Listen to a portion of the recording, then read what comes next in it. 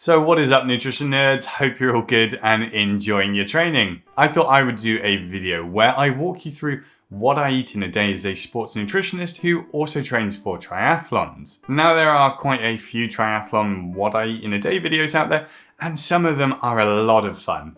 But the problem for me is that they often aren't that relatable and don't help you to understand what you should eat and why. I mean, maybe I should just stop being so boring and let people just enjoy good YouTube content. But anyway, nutrition is individual and you can't just copy someone else's diet. So what I'm aiming to do is give you a bit of explanation as to why I pick certain foods or make certain choices so that you can use it in your own diet. And so with that, if you've got any questions, then let me know and I'll get back to you. So let's get started. Good morning. I'm looking forward to today because I think it'll be a great day. I normally think that most days, to be honest, and I like to see if anything proves me wrong. So the first part of most days for me is coffee. I love coffee and I make it for my wife and me when I get up. I grind up some beans to have it as fresh as possible and I enjoy the ritual and I love the taste. And whilst the biggest part of it for me is the enjoyment, coffee contains caffeine, which can be super useful in the mornings. It helps to perk you up, and although I can absolutely function without it, maybe, for me, there's no reason not to use it. Now, this morning I've got an hour's gym session followed by an hour in the pool. As a quick preface, this is a working from home type of day where I'm doing my own stuff on my own schedule, so I train more and work less. So this is not necessarily an ordinary day of training for me, but I can't record videos and talk about it while I'm at my GP practice, so needs must. Back to other me for a moment. In hindsight, this is actually really useful.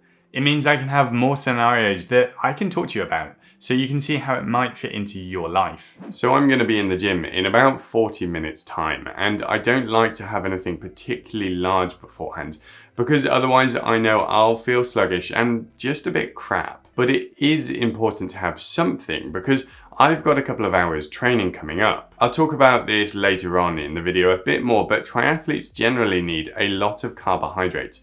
And especially in the morning, it's a good idea to help replenish some of the stores that you used up. So my go-to here is just a slice of toast with some nut butter and a banana, or a little mug of granola and a banana. Just something to start getting me going, but not too large. I'm also going to make up a carbohydrate drink in a minute because I take it with me and start sipping on that towards the end of the gym workout and then throughout my swim workout. By doing it this way, I can feel good in the gym by not eating too much beforehand, but then still feel good and fuel my swim well too. And I wouldn't want to do my training on that little bit of breakfast beforehand. The aim is to fuel your training well, and what I had wouldn't really be ideal for 2 hours of training in the morning. I'm also going to make up a protein shake to have afterwards, and we'll talk about that a bit later because protein shakes are a super interesting one. So enough talking, I need to eat.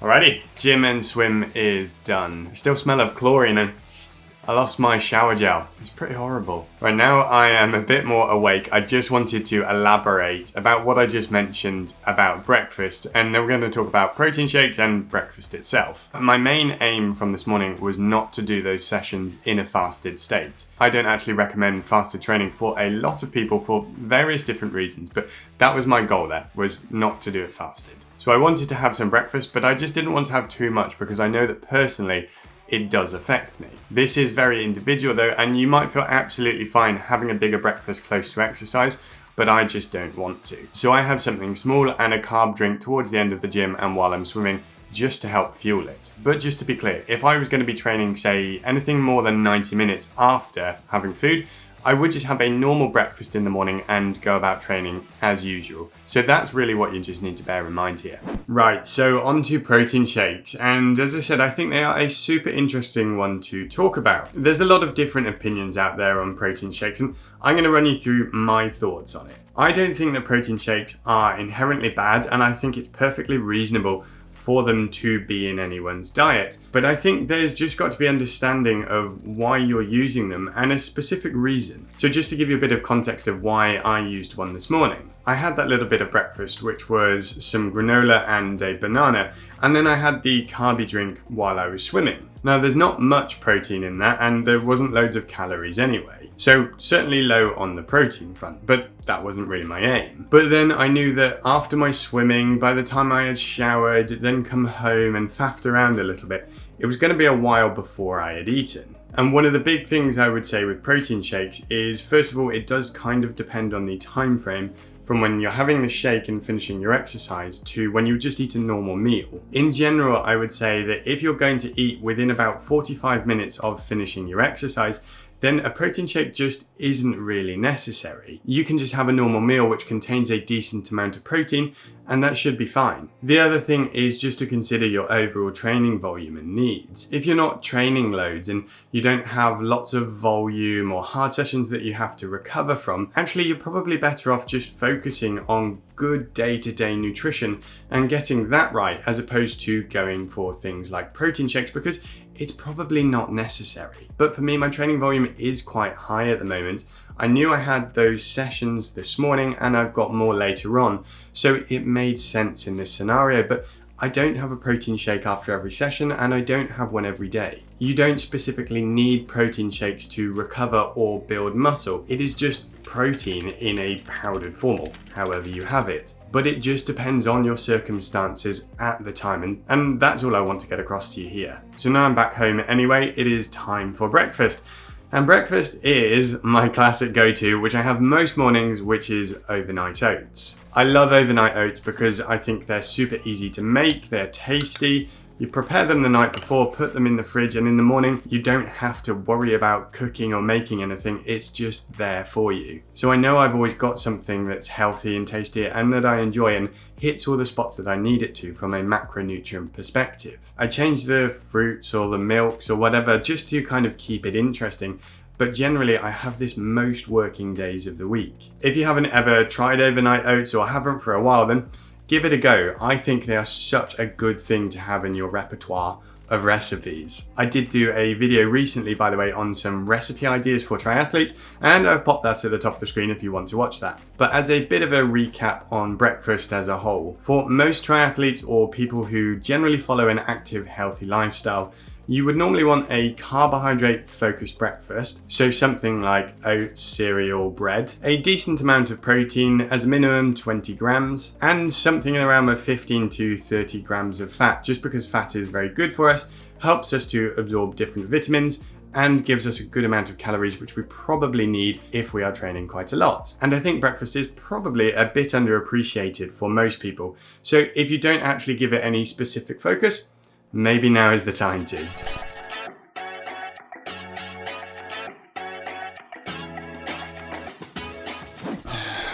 Right, so I've been working away for a couple of hours now and I'm gonna have a snack. Now I'm eating now, and the main reason is because I'm hungry, and that's something which is worth saying.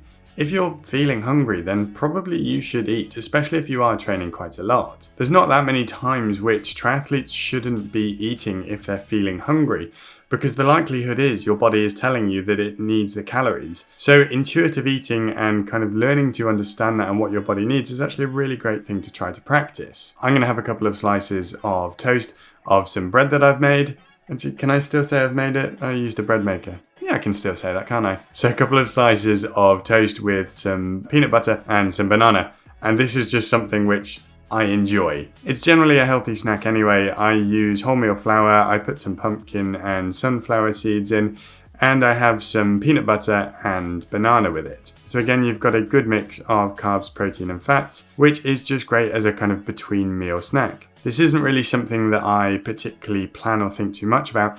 It's a snack which I just really enjoy, which happens to be fairly nutritious. And that's something to encourage as well. Find snacks or foods to eat that you enjoy, because you have to eat them every day, more or less. And if you hate it, well, there's just no point. Just try to work out things which you like and enjoy, but are nutritious. And now this snack will keep me going for a couple of hours more before I have lunch properly. So we'll go through that then. Next was a bit more work, followed by some chores that I had to get done. Of course, I stopped off for some coffee and cake whilst I was out, as it would be rude not to. Flat white with oat milk. delicious. Bit annoyed though because I forgot my reusable coffee mug. Not great.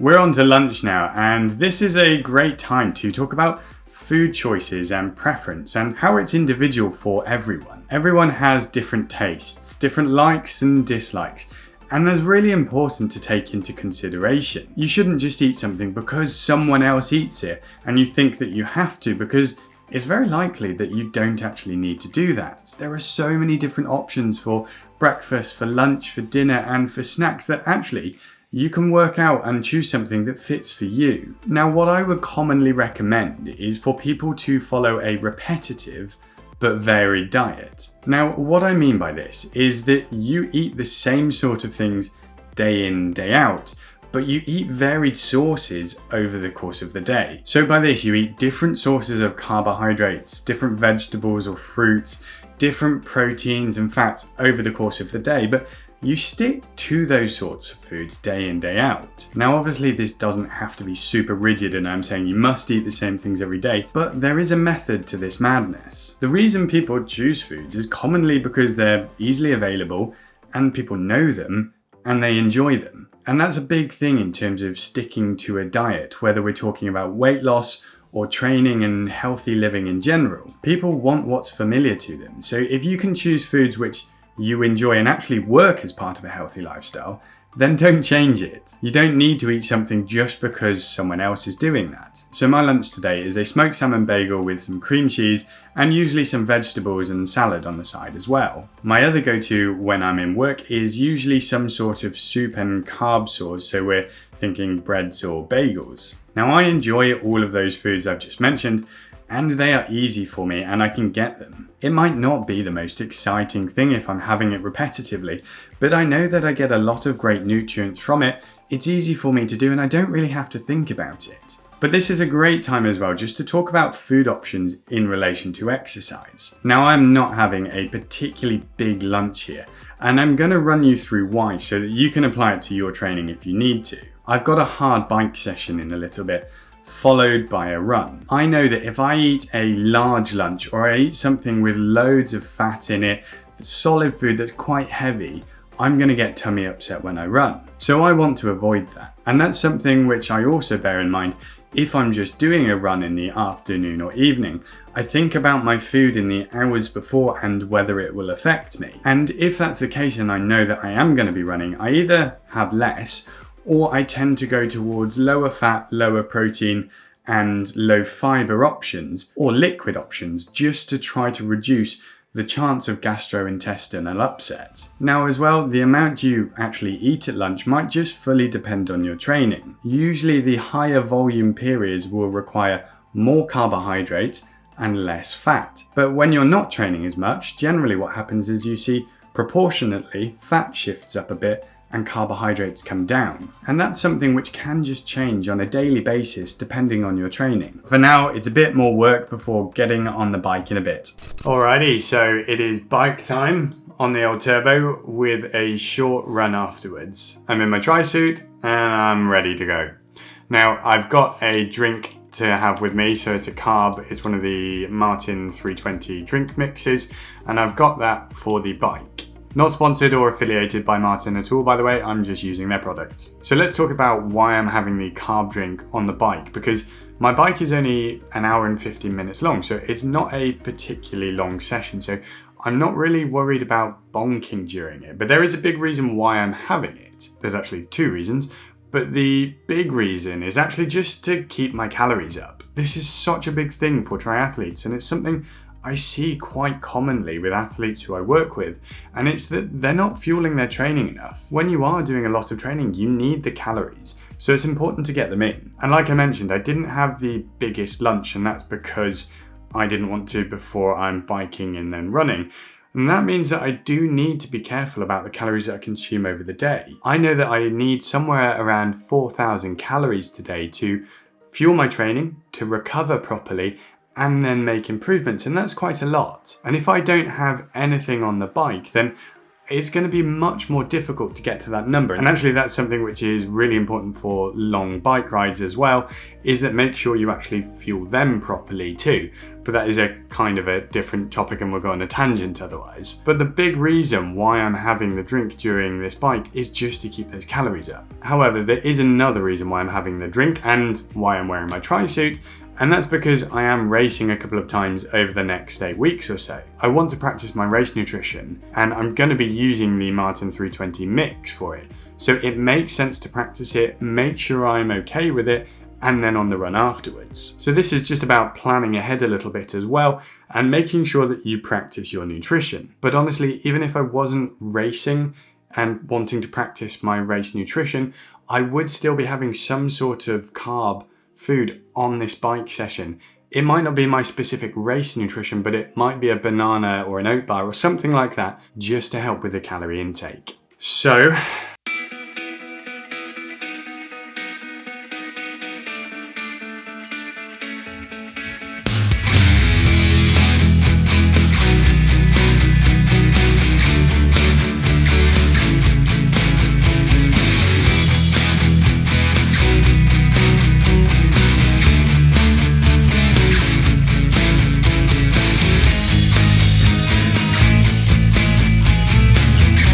done.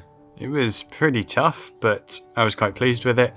Some threshold intervals, and I haven't done that much of them so far. So yeah, not too bad. Now I'm gonna go and stretch for a little bit, and I don't really want to eat anytime soon, but I want to start getting some sort of nutrition in just to help repair and recover from that. So my go-to here is a smoothie. Now that doesn't necessarily have to be like a protein powder type smoothie. There are plenty of other options that you can use where you still get a good amount of protein in without having to go specifically for a protein powder. So you could use milk as a base, and to be fair, dairy, so cow's milk, is the base for whey protein anyway, but you could also use soy milk as well, and that contains a reasonable amount of protein. Oat milk is generally quite a lot lower in protein. Then you could look at adding things like nut butters, you could add in oats as well and different fruit, and actually make yourself something that's pretty tasty, easy, but fills that gap between training and when you're next going to eat. So this just means now that I can stretch, I can roll,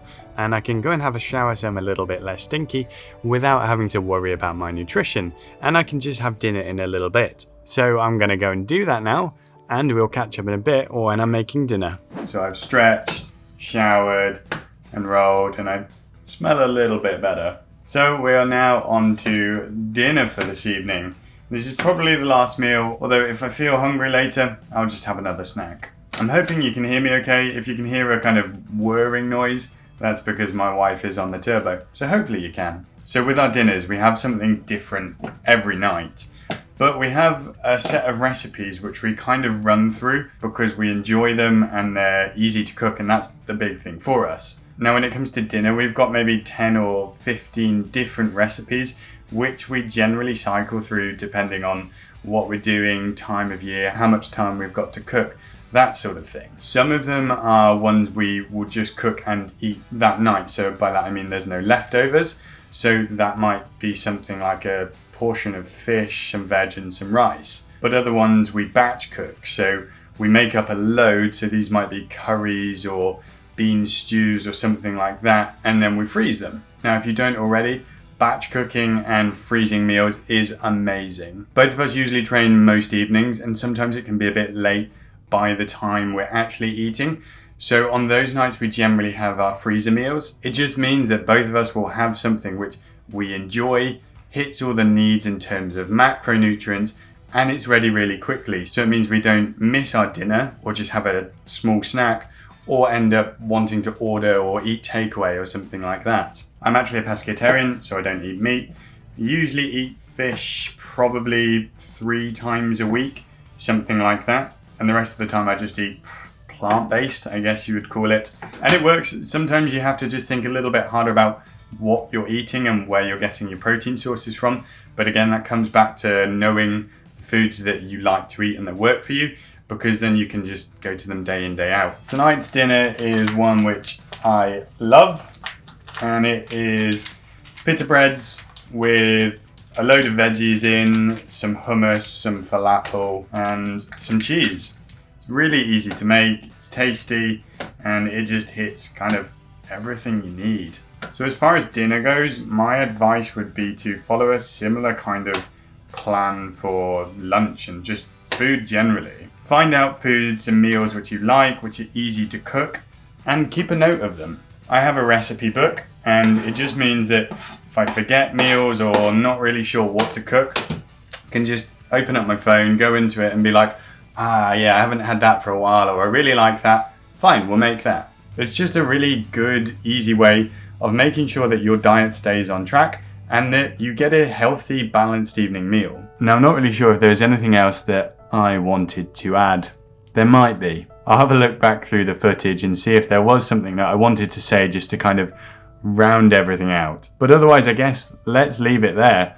Hopefully you found this video useful, you found it interesting, and maybe it gave you some insights into how I think and approach food in general and around training. And hopefully it's something that you can use in your own day-to-day life that you can relate to. If you did find this video useful, then please do give it a thumbs up, press subscribe if you don't already, and make sure you press the notification icon to get alerted when I release a new video. Otherwise, have fun with your training, enjoy your food, let me know in the comments if you've got any questions, and I'll catch you in the next video. See ya.